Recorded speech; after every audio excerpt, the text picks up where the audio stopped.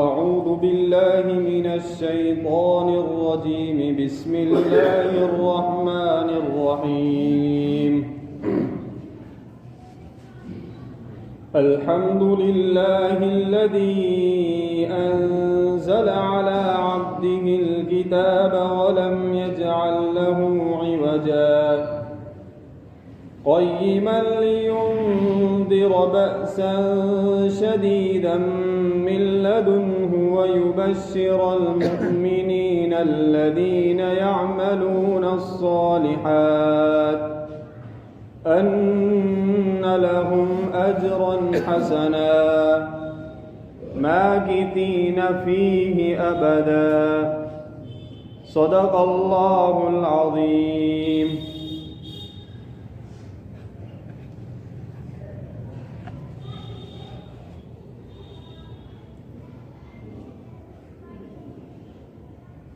گزشتہ سنیچر آپ حضرات کے سامنے سورۃ الکہف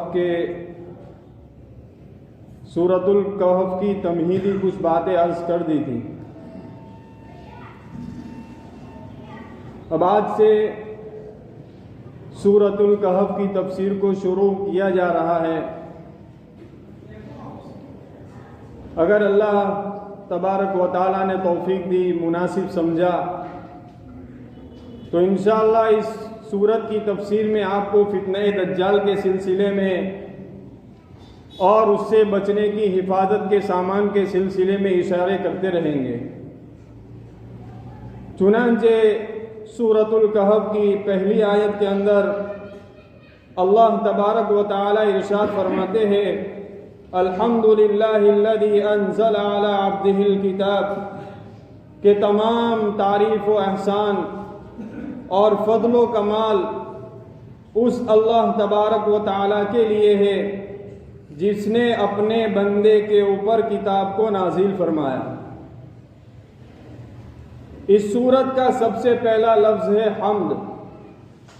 حمد کے معنی آتے ہیں تعریف کے. چنانچہ اس دنیا کے اندر جہاں کہیں بھی جس چیز کی بھی تعریف کی جاتی ہے، در حقیقت وہ تعریف صرف اور صرف حق سبحانہ و تعالیٰ کی جاتی ہے. اس لیے کہ اس جہان رنگ و بو کے اندر جہاں ہزاروں دلکش نظارے، لاکھوں حسین مناظر اور کروڑوں نفع بخش چیزیں جو ہر وقت انسان کے دامن دل کو اس کی طرف کھینچتی ہے اور اس کی تعریف کرنے کے اوپر مجبور کرتی ہے، اگر ان ساری چیزوں کے اوپر گہری نظر ڈالی جاوے تو ان ساری چیزوں کے پردے کے اندر ایک ہی ذات کی طاقت ہم سب کو نظر آتی ہے. ایک ہی ذات کی طاقت. اس لیے پوری دنیا کے اندر جہاں بھی جس چیز کی بھی تعریف کی جاتی ہے اس کی حقیقت یہی ہے کہ جیسے اگر کوئی تصویر بنانے والے کی یا کسی صنعت کی یا کسی نقش و نگار کی تعریف کی جاتی ہے، در حقیقت وہ تعریف نقاش یا مصور یا صناع کی جاتی ہے. اس سے مراد حق سبحانہ و تعالیٰ ہے. تو دنیا میں جہاں کہیں بھی جس چیز کی بھی تعریف ہو رہی ہے، در حقیقت میں وہ تعریف حق سبحانہ و تعالیٰ کے لیے ہے. ایک تو قرآن پاک کا مزاج ہے جو انسانوں کے ذہن کو بنانا چاہتا ہے، اور ایک آج مغربی تہذیب کا مزاج ہے جو پوری دنیا کے ذہن کو بنانا چاہتی ہے. اور وہ کیا بنانا چاہتی ہے کہ جس سے پاس کچھ نہیں تھا اسی سے سب کچھ مل گیا، جس کے پاس کچھ نہیں تھا اسی کے پاس سے سب کچھ مل گیا، کہ یہ کائنات، یہ دنیا خود بخود وجود میں آ گئی، اس کو بنانے والا کوئی نہیں ہے، کوئی اس کا خالق نہیں، کوئی مالک نہیں، کوئی رحمان نہیں، کوئی رحیم نہیں، کوئی وہاب نہیں، خود بخود بن گئی پوری کائنات۔ چنانچہ دجالی ذہنیت آج مخلوق کو اپنے خالق سے کاٹ رہی ہے۔ دجالی ذہنیت مخلوق کو خالق سے کاٹ رہی ہے کہ اس کو بنانے والا کوئی نہیں ہے، یہ خود بخود وجود میں آ گیا۔ حالانکہ دنیا کی ایک ایک چیز کے اوپر تحقیق ہوتی ہے، ایک ایک چیز کے اوپر، دنیا کے ذرے ذرے کے اوپر تحقیق ہوتی ہے، اور انتہائی پوشیدہ رازوں کو کھولا جاتا ہے، چاہے وہ تحقیق علم زراعت میں ہو یا سماجیات میں ہو یا ٹیکنالوجی اور سائنس میں ہو، ہر ایک چیز کے اوپر تحقیق اور ریسرچ ہوتا ہے، اور انتہائی ان کے پوشیدہ رازوں کو کھول دیا جاتا ہے۔ لیکن موجودہ دور میں سائنس کا استاد اپنے کسی طالب علم کو یہ بات نہیں بتاتا کہ در حقیقت کے اندر ان سب کو بنانے والا ایک اللہ ہے۔ آج کا سائنس کا استاد اپنے طالب علم کو یہ بات نہیں سکھاتا، حالانکہ سب کچھ بتایا جاتا ہے کہ فلاں چیز کے ساتھ یہ چیز ملاؤ تو یہ بنتا ہے، اس کے ساتھ یہ ملاؤ تو یہ بنتا ہے، لیکن کوئی نہیں بتاتا کہ در حقیقت میں ان ساری چیزوں کو بنانے والا ایک اللہ ہے۔ چنانچہ اگر اس آیت کے اوپر ہم گہری نظر ڈالیں تو اس سورت کا سب سے پہلا لفظ ہی ہمیں فتنہ دجال کی حفاظت کا سامان فراہم کر رہا ہے، اور انسان کے دل و دماغ کو اور انسان کو یہ بات سکھلائی جاتی ہے اور ان کی ذہنیت کو بنایا جاتا ہے کہ انسان کی سوچ، انسان کی ذہنیت یہ ہونی چاہیے کہ جو کچھ بھی میرے پاس ہے در حقیقت میں وہ میرے اللہ کا دیا ہوا ہے، جو کچھ مجھے مل رہا ہے ملے گا یقیناً وہ سب کچھ اللہ کے خزانے سے آئے گا، میرا اپنا ذاتی اس کے اندر کوئی کمال نہیں ہے۔ یہ سورت کا سب سے پہلا لفظ ہمیں دجال کے فتنے سے بچانے کا سامان فراہم کر رہا ہے۔ آج بھی دجالی ذہنیت خالق کے انکار کے اوپر جمی ہوئی ہے، اللہ کا انکار کرنے کے اوپر قائم ہے۔ اس صورت کا سب سے پہلا لفظ ہمیں یہ بات سکھا رہا ہے کہ ہر انسان کی سوچ اور اس کی فکر یہی ہو، اس کی ذہنیت یہی بنی ہوئی ہو کہ میرے پاس جو کچھ بھی ہے وہ میرے اللہ کا دیا ہوا ہے۔ اسی لیے انسان کے پاس جو کچھ بھی اللہ کی نعمت ہے، کل قیامت کے دن ان نعمتوں کے بارے میں اللہ پاک ہم سے ضرور پوچھیں گے، چاہے وہ جان ہو، مال ہو، کوئی بھی چیز ہو، ساری چیزیں ہم سب کے پاس اللہ کی امانت ہے۔ اس لیے یہ سورت کا سب سے پہلا لفظ ہمیں یہ سبق دے رہا ہے کہ اگر تعریف کی مستحق ذات اگر کوئی ہے تو صرف اور صرف وہ حق سبحانہ و تعالیٰ کی ذات ہے۔ چنانچہ اسی بات کو ارشاد فرما رہے ہیں، الحمدللہ الذی انزل علی عبدہ الکتاب، تمام تعریفیں اس اللہ تبارک و تعالیٰ کے لیے ہے جس نے نازل فرمائی اپنے بندے کے اوپر کتاب کو۔ کتاب جیسی عظیم الشان نعمت حضرت نبی کریم صلی اللہ علیہ وسلم کے اوپر اللہ تبارک و تعالیٰ نے نازل فرمائی۔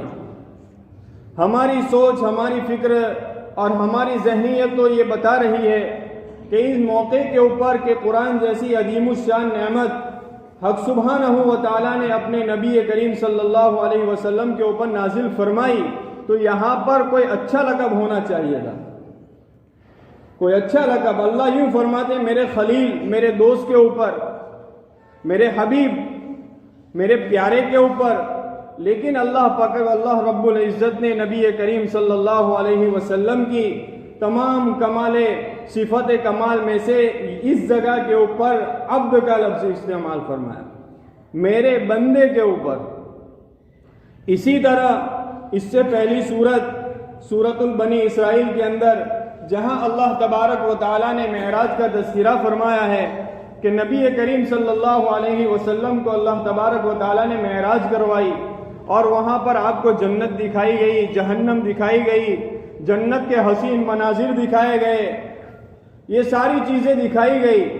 وہاں پر بھی عقل کا تقاضا تو یہ تھا کہ اللہ یوں فرماتے کہ میرے خلیل کو، میرے لاڈلے، میرے پیارے، میرے حبیب کو، لیکن اللہ تبارک و تعالیٰ نے اس جگہ بھی یہ بات ارشاد فرمائی، چنانچہ ارشاد ہے سبحان الذی اسری بعبدہ لیلا من المسجد الحرام، کہ پاک ہے وہ ذات جو اپنے بندے کو راتوں رات مسجد اقصیٰ سے، وہاں سے جو معراج کا پھر تذکرہ فرمایا ہے وہاں پر عبد کا لفظ استعمال فرمایا۔ اور اسی طرح جہاں ہم دوسرا کلمہ پڑھتے ہیں اشہد ان لا الہ الا اللہ واشہد ان محمدا عبدہ ورسولہ، میں گواہی دیتا ہوں اللہ کے سوا کوئی عبادت کے لائق نہیں، اور میں اس بات کی بھی گواہی دیتا ہوں کہ بے شک حضرت نبی کریم صلی اللہ علیہ وسلم اللہ کے بندے ہیں۔ پہلے بندے کا لفظ استعمال فرمایا اور پھر فرمایا کہ اس کے رسول ہے۔ تو ان ساری جگہوں کے اوپر اللہ پاک نے عبد کا لفظ استعمال فرمایا۔ یہ اللہ تبارک و تعالی اشارہ کر رہے ہیں اس بات کی طرف کہ انسان کی سب سے بڑی بڑائی اور انسان کا سب سے بڑا کمال اور انسان کی سب سے بڑی خوبی یہ ہے کہ وہ دنیا کے اندر اللہ کا کامل بندہ بن کر رہے، اللہ کا کامل بندہ بن کر رہے۔ یہ انسان کا سب سے بڑا کمال ہے۔ انسان کا کمال یہ نہیں ہے کہ وہ اللہ کا بیٹا بن جاوے، وہ اللہ کا شریک بن جاوے، یہ کمال نہیں ہے۔ بندے کا کمال یہ ہے، انسان کا کمال یہ ہے کہ وہ اللہ کا بندہ بن کر زندگی گزارے، اور ابدیت اور اللہ کا کامل بندہ، پوری دنیا کے اندر کامل بندے سے آراستہ زندگی اگر کسی ہستی کی ہے تو وہ حضرت نبی کریم صلی اللہ علیہ وسلم کی ہے۔ آپ دیکھیے نبی کریم صلی اللہ علیہ وسلم کی عبادت کا حال، آپ کی نمازیں دیکھیے، آپ کے روزے دیکھیے، آپ کی تواضع دیکھیے، آپ کی انکساری دیکھیے، آپ کے زندگی کے کسی بھی شعبے کو آپ اٹھا لیجئے، آپ کو کہیں بھی بڑائی، تکبر، فخر نظر نہیں آئے گا۔ انتہائی عاجزی، تواضع نبی کریم صلی اللہ علیہ وسلم کی ذات میں موجود تھی۔ آپ اللہ کے دربار میں چاہے وہ حج میں ہو یا نماز کے لیے ہو، ایسے حاضر ہوتے تھے گویا کہ ایک ٹوٹا پھوٹا انسان اللہ کے دربار میں حاضر ہوتا ہے۔ ذرہ برابر آپ کی زندگی کے اندر بڑائی، فخر کا شبہ بھی نہیں تھا۔ یہ اس کو کہتے ہیں اللہ کا بندہ، انتہائی تواضع، عاجزی۔ تو اللہ پاک عبد کی صفت لا کر ہم کو یہ سبق دینا چاہتے ہیں کہ انسان کا سب سے بڑا کمال یہ ہے کہ وہ اللہ کا بندہ بن کر زندگی گزارے، سب سے بڑا کمال۔ یہ قرآن یہ جو قرآن اللہ پاک نے نبی کریم صلی اللہ علیہ وسلم کے اوپر اتارا، اس جگہ اللہ پاک نے نبی کریم صلی اللہ علیہ وسلم کی صفات میں سے عبد کی صفت کو استعمال فرمایا۔ چنانچہ اللہ پاک فرماتے ہیں کہ تمام تعریفیں اس ذات کے لیے ہے جس نے اپنے بندے محمد صلی اللہ علیہ وسلم کے اوپر الکتاب یعنی القرآن کو نازل فرمایا۔ قرآن کو اللہ رب العزت نے نازل فرمایا۔ قرآن اللہ پاک کی انسان کے پاس ایسی دولت ہے اور ایسی نعمت ہے کہ پوری دنیا، آسمان، زمین اور ان کے درمیان جتنی بھی مخلوقات ہے، جتنی بھی چیزیں ہیں، وہ اس قرآن کا بدل ادا نہیں کر سکتی۔ انسان کے پاس قرآن اللہ کی دی ہوئی وہ نعمت ہے کہ ہر انسان اپنے زندگی کے تمام شعبے کے مسائل کو اس کے ذریعے حل کروا سکتا ہے۔ ہر ایک شعبے کا مسئلہ قرآن پاک سے آدمی حل کروا سکتا ہے۔ اس قرآن کے اندر ہدایت ہے، شفا ہے، برکت ہے، رحمت ہے، مغفرت ہے۔ اللہ پاک نے ہر بیماری کی شفا اس قرآن کے اندر موجود ہے، بلکہ حدیث میں یہاں تک آیا ہے کہ کہ جو شخص قرآن سے شفا حاصل نہ کرے اس کو کہیں سے شفا نہ ملے، اس کو کہیں سے شفا نہ ملے۔ آج اللہ معاف کرے سارے اسباب اختیار کر لیتے ہیں، سارے اسباب، اسپتال ہو، ڈاکٹر ہو، عامل ہو، تعویذ ہو، سارے اسباب، لیکن کبھی ہماری توجہ قرآن کی طرف نہیں جاتی۔ یہ اللہ کا کلام ہے جو کتاب کی شکل میں ہمارے سامنے موجود ہے۔ یہ کلام اللہ رب العزت نے نبی کریم صلی اللہ علیہ وسلم کے ذات کے اوپر 23 سال تک نازل فرماتے رہے،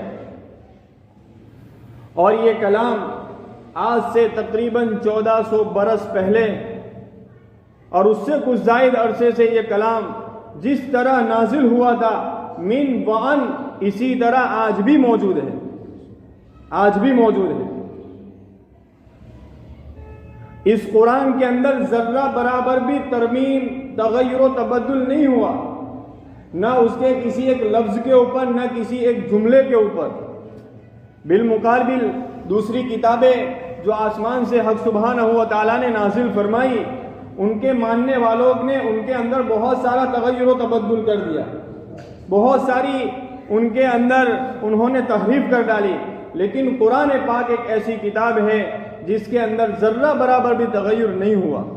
حالانکہ تاریخ اس بات کی شاہد ہے کہ بہت سارے لوگوں نے اس کے اندر تحریف کرنے کی کوشش کی، لیکن حفاظ، قراء، علماء کی ایک جماعت نے اس فتنے کو بالکل ختم کر دیا، اور اس کی وجہ قرآن پاک کے اندر موجود ہے، اِنَّا نَحْنُ نَزَّلْنَا الذِّكْرَ وَإِنَّا لَهُ لَحَافِظُونَ، کہ اس کتاب کو ہم نے ہی اتارا ہے اور ہم ہی اس کی حفاظت کرنے والے ہیں۔ چنانچہ اللہ کے بندے اور اللہ کے نیک بندے ہر زمانے کے اندر، ہر دور میں ایسے رہے ہیں، جب بھی اس قسم کا کوئی فتنہ یا کسی نے اس کے اندر رد و بدل کرنے کی کوشش کی، انہوں نے اس فتنے کو دبا دیا ہے، اس کو ختم کر دیا ہے۔ یہ قرآن ہے جو اللہ پاک نے ہم کو دیا ہے۔ اس کی ایک خوبی یہ ہے، ہر دل عزیز ہے، ہر دل عزیز، کہ اس کی تلاوت کے جو آدمی اس کی تلاوت کرتا ہے وہ اس سے متاثر بغیر ہوتے ہوئے رہتا ہی نہیں ہے۔ مسلمانوں کو تو ماشاءاللہ بے حد اس کے ساتھ محبت اور تعلقات ہے، اسی لیے تو صرف اس کتاب کو علماء، قراء اور حفاظ نہیں پڑھتے، بلکہ عام طور پر عوام بھی اس کتاب کو بارہا پڑھتی ہے، اور اس لیے نہیں کہ اس کے پڑھنے کے اوپر ثواب ہے اور اس سے ایک حرف پر 10 نیکیاں ملتی ہے، بلکہ اس لیے ایک ایمان والے کا دل کے اندر یہ جذبہ پیدا ہوتا ہے کہ اللہ کا کلام ہے، اور اللہ کا قرب اور محبت حاصل کرنے کے لیے اس کی کلام کی تلاوت کو بارہا کرنا چاہیے۔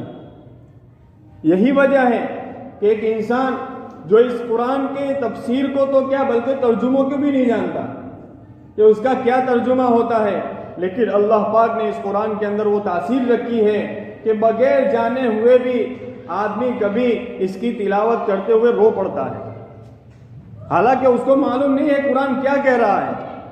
اور ایک بار نہیں، کئی بار ان چیزوں کو دیکھا گیا ہے کہ نہ جاننے والا صرف تلاوت کرتا ہے اور اس کی آنکھوں سے آنسو بہہ پڑتے ہیں۔ یہ کتاب اللہ پاک نے ہمیں دی ہے، یہ کتاب اللہ پاک نے ہرگز ہمیں اس لیے نہیں دی ہے کہ ہم اس کو طاقوں کے اندر سجاویں، اس کے لیے اس کے ذریعے ہم تعویذ کا کاروبار کریں، ہم اس کو تعویذ کے طور پر استعمال کریں، ہم اس کو ثواب کے لیے پڑھیں۔ اس کے لیے اللہ پاک نے ہمیں یہ کتاب نہیں دی۔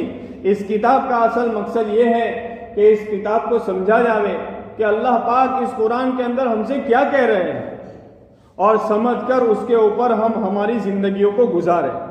اس لیے اللہ پاک نے اس کتاب کو نبی کریم صلی اللہ علیہ وسلم کے اوپر نازل فرمایا۔ تو اللہ پاک فرماتے ہیں، تمام تعریفیں اس اللہ تبارک و تعالیٰ کے لیے ہے جس نے اپنے بندے کے اوپر کتاب کو نازل فرمایا۔ کتاب کی ایک صفت و بیان کی، ایک کامل اور مکمل ہے، الکتاب یعنی کامل اور مکمل قرآن پاک کو نازل فرمایا۔ وَلَمْ يَجْعَلْ لَهُ عِوَجًا، آگے اللہ پاک اسی قرآن کی ایک دوسری صفت کو بیان فرما رہے ہیں کہ اس کے اندر کوئی ٹیڑھا پن نہیں ہے، اس کے اندر کوئی ٹیڑھا پن نہیں، کوئی کجی نہیں۔ قرآن کی تعلیمات آپ اٹھا کر دیکھ لیجئے، قرآن پاک کی کسی بھی تعلیم کے اندر اور کسی بھی تعلیم میں فطرت کے خلاف کوئی بات آپ کو نظر نہیں آئے گی۔ فطرت کے خلاف کوئی بات آپ کو نظر نہیں آئے گی۔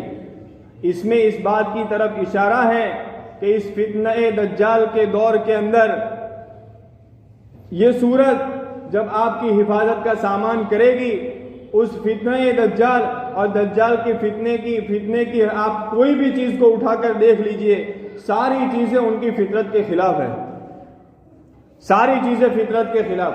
آج مغربی دور کے اندر آپ دیکھیے، مغربی تہذیب کو اور مغربی فکر رکھنے والے کو دیکھیے، آج کیا ہو رہا ہے۔ آج مغربی دور کے اندر لڑکیوں کے کپڑے چھوٹے ہو رہے ہیں اور مردوں کے بڑھ رہے ہیں۔ کیا یہ بات فطرت کے خلاف نہیں ہے؟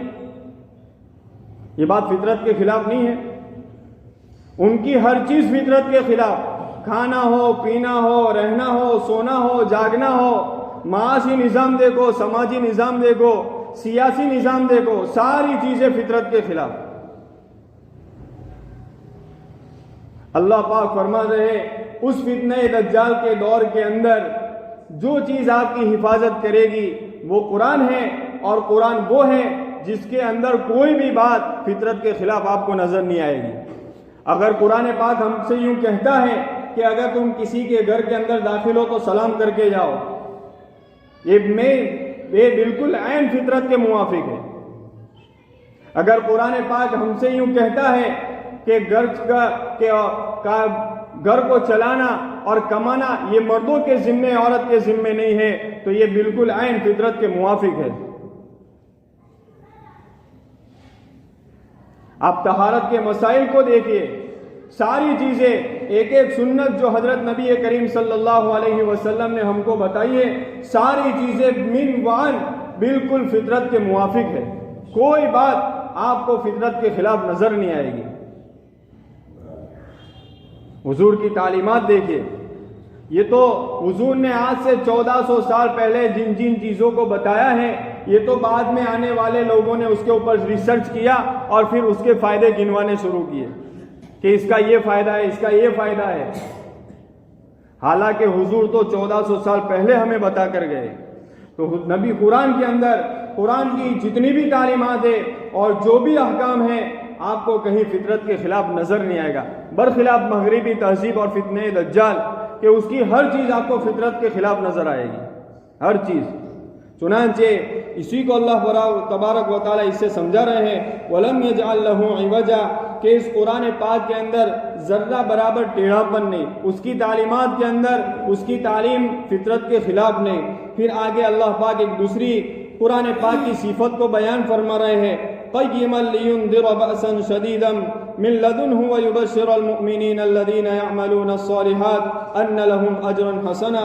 قیماً ای مستقیماً، یعنی بالکل سیدھی کتاب، بالکل سیدھی، اس میں ذرہ برابر ٹیڑھا پن نظر نہیں آئے گا آپ کو، بالکل سیدھی، اس کے جتنے بھی احکام ہیں بالکل سیدھے۔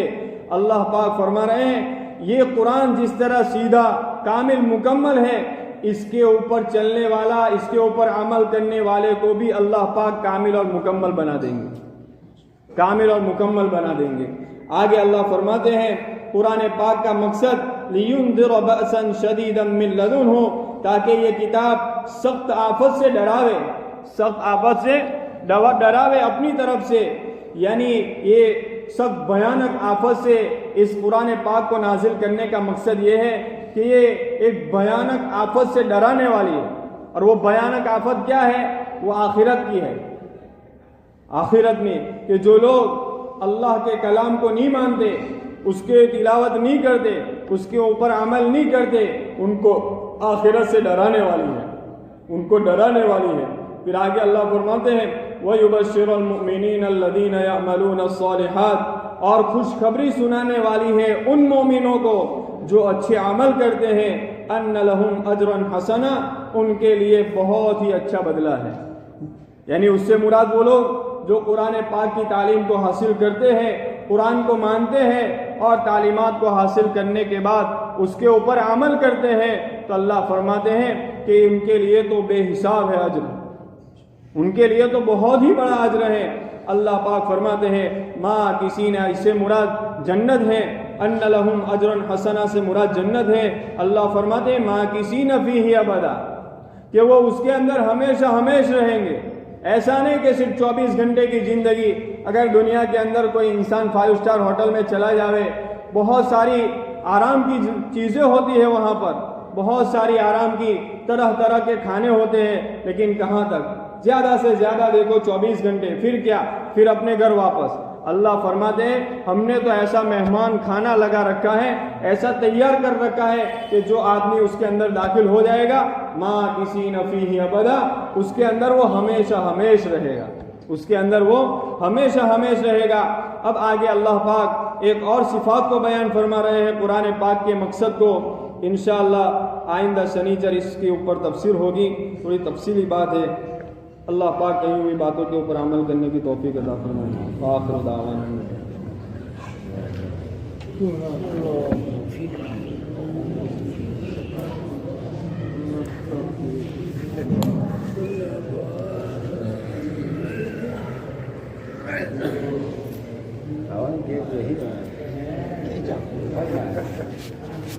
شکریہ۔